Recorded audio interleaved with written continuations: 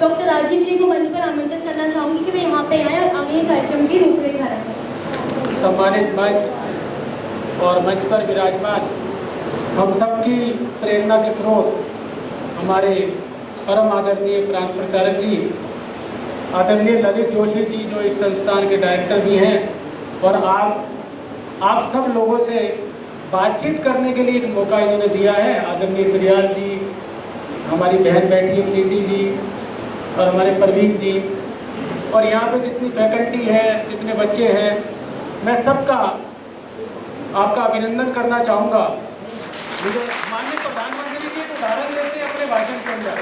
वो कहते हैं कि एक बच्चे को साइकिल चलानी सीखनी है तो वो क्या करता है, वो यूट्यूब पे देखता है, वीडियो खोलता है कि साइकिल कैसे चलाएं।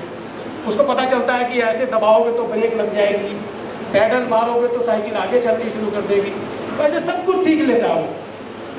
लेकिन जब उसको कहा जाएगा चल अब तो साइकिल चला, तो क्या वो साइकिल चला पाएगा इतना सीखने के बावजूद?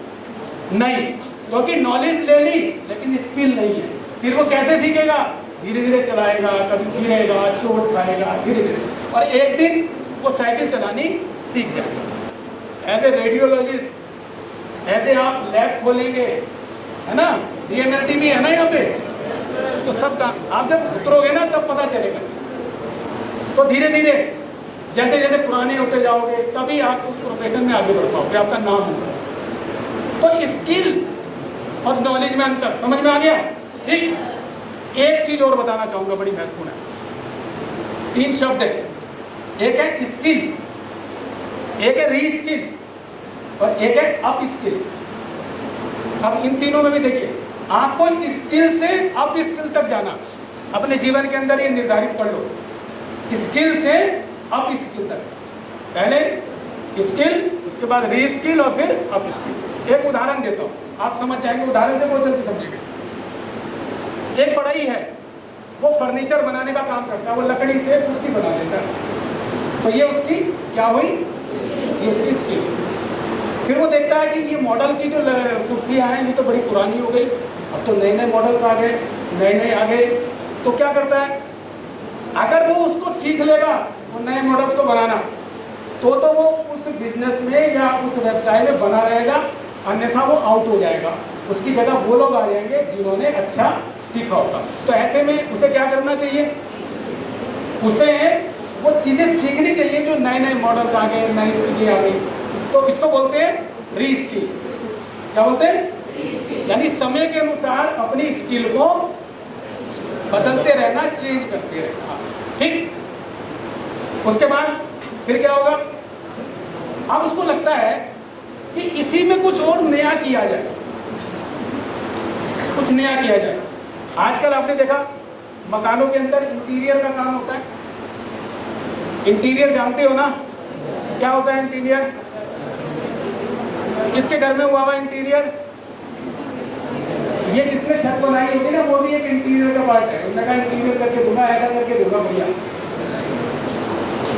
अब वही बढ़ई जो पहले कुर्सी बना रहा था, फिर उसने रीस्किल पे उसने बड़ा सोचा।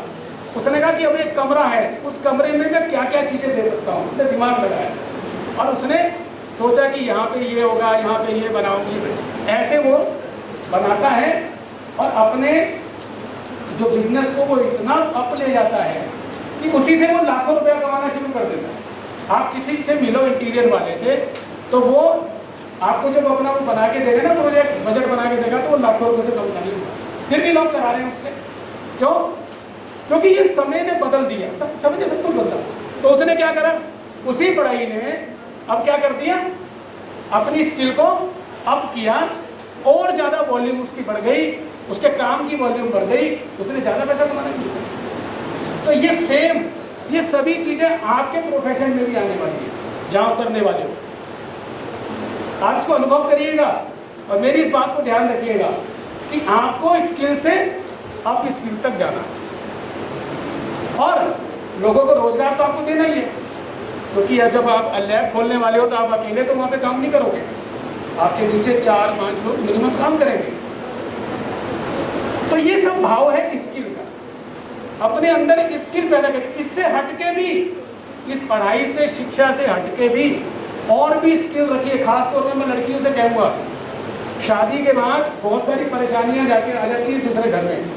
मैंने देखा बड़ी अच्छी अच्छी पढ़ी लिखी लड़कियां भी जब वहाँ जाकर प्रताड़ित होती हैं या कोई उनके साथ कुछ ऐसी अनहोनी होती है तो वो फिर सर्वाइव भी नहीं कर पाती, उनके लिए रोजगार भी बहुत बड़ा मुद्दा बन जाता है।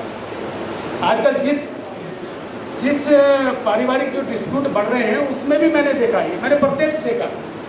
इसलिए आप लोगों को अपने अंदर एक और स्किल तैयार रखनी, ताकि कभी भी मुझे जरूरत पड़े तो मेरे लिए मुझे किसी के आगे हाथ ना फैलाना पड़े, मुझे किसी के आगे भीख ना मांगनी पड़े। इसलिए अपने अंदर एक एक स्किल को आप जीवित रखिए। बोलो, ऐसा कर सकते हो कि नहीं कर सकते? कौन कौन कर सकता है? हाथ खड़े करो। हाथ ऐसे खड़ा करते हैं जैसे मैंने दिया इतना ऊंचा। चलिए, सब कर सकते हैं।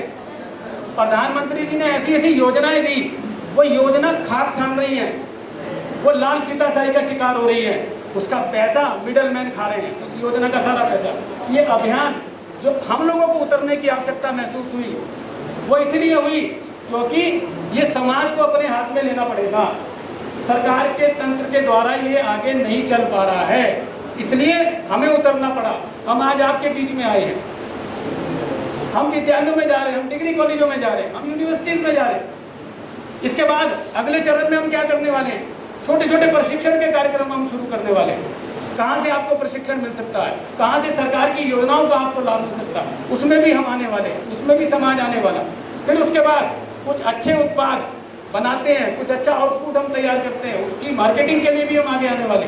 तो ये सब मिलाकर स्वावलंबी भारत अभियान ये इतना बड़ा अभियान है। अभी शायद आपके मुंह से ये निकला कि 15 जुलाई से 21 अगस्त नहीं है, वो अभियान नहीं, अभियान का ये चरण है। अभियान तो अभी आगे 3-4 वर्षों तक चलने वाला है, स्टेप बाय स्टेप, ठीक है। तो अभी स्कूल कॉलेजों में जाके आपकी नैरेटिव को चेंज करने का जो ये है वो हम अगले महीने समाप्त करने वाले, अगस्त के लास्ट तक हम चलाने वाले हैं। तो बच्चों, हमारा यही निवेदन है कि आप लोग स्वरोजगार और उद्यमिता के लिए अपने भाई बहन भी होंगे घर में, उनको भी प्रोत्साहित करिए।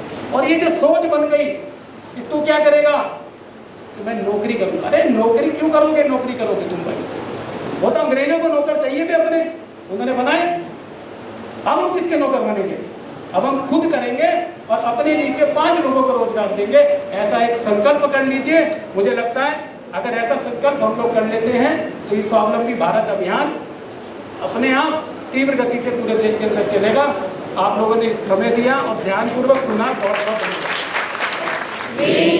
हिमाचल यमुना गंगा उच्चल जलधि तरंगा, तब शुभ नामे जागे, तब शुभ आशीष मांगे, गाए तब जय गाथा, जन गण मंगलदायक जय हे भारत भाग्य विधाता।